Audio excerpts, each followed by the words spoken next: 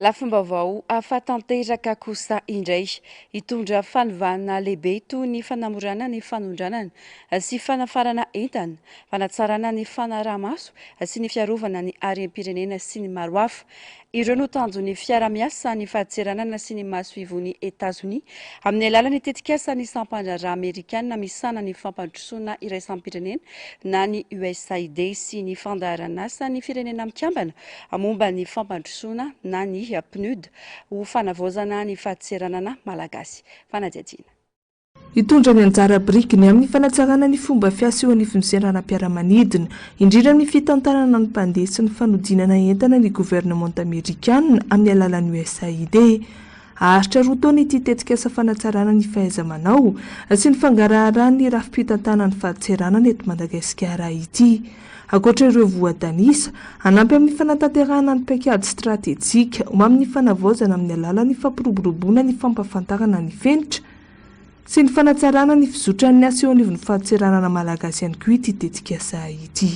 Ny tena zava-dehibe hiavaka amin'ity iray nitoraka ity dia fahafana mijery ireo opération aérien rehetrarehetra, anatin'izay ny entana miditra izay mandalo expressiste,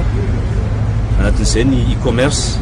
anatin'izay koa ny fanaovana profiling ny olona mety ho à risque rehefa passager izy sy ny entana mety ho à risque à l'import comme à l'export. Zava-dehibe ireo satria ny fametrahana ny analyse de risque amin'ny cargo aérien, izany hoe ny entana miditra avy amin'ny avion dia mila famatorana satria mila avoaka entana matoa ny olona iray mandefa entana par voie aérien dia ilaina maika iny dia mila amoraina. Izay fanamorana izay nefa tsy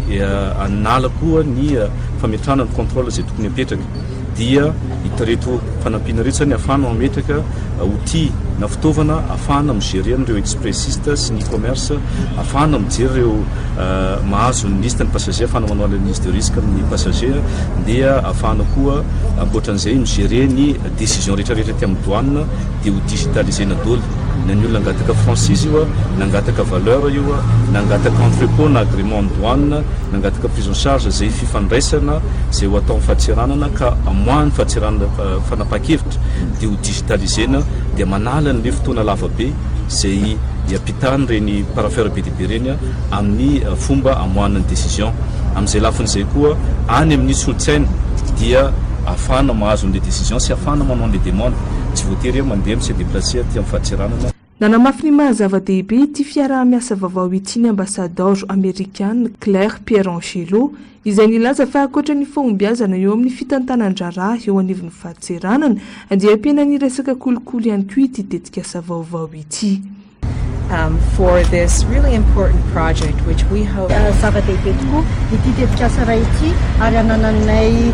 fanantenana ny amin'ny fanatsarana ny fanaovana ny fitondrana ny fitantanan-draharaha eto amintsika sy ny fampandehanana ny raharaha fandrahararaha eto Madagasikara. Efa voaporofo tamin'ireo firenena nanatanteraka karazana fanovana toy izao ny fiatsarana sy fahombiazana ny fitantanana, ny fikirakarana ny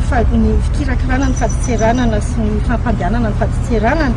dia nisy ny fampianana ihany koa ny kolikoly eo amin'ny sehatry ny faditseranana, fampiakarana ny vola miditra amin'ny kitapom-bola mpanjakana ary ihany koa nanatsara ny fidirany ny faneraseranan ny fanondranana entana sy fampidirana entana eo amin'ny firenena anankiray. Ny PNUD eto Madagasikara no anatanteraka ity tetikasa ity. Tanjona dia ny anatsarana ny fitantanana eo anivon'ny fahatseranana amin'ny alalan'ny fametrahana sehatra vaovao ho an'ny fanodinana angon-drakitra momba ny entana lefa amin'ny fitaterana anabakabaka sy an-dranomasina ary ny fampidirana ireo rafitra moderna ao anatin'ny sehatra efa misy. Un projet qui va certainement avoir un impact positif sur l'efficacité et surtout les recettes qui vont être possibles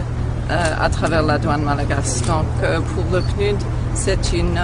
fierté de pouvoir collaborer étroitement avec les différentes entités en faveur du développement durable de Madagascar. Hitombo ny vola miditra amin'ny fahatseranana malagasy sy ny varotra miaraka amin'ny Madagasikara ary eo amin'ny 2 andro monja ny fotoana nafarana na andefasana entana anabagabaka sy an-dranomasina rehefa tafapetraka sy miasa araka ny tokony ho izy ity tetikasa ity.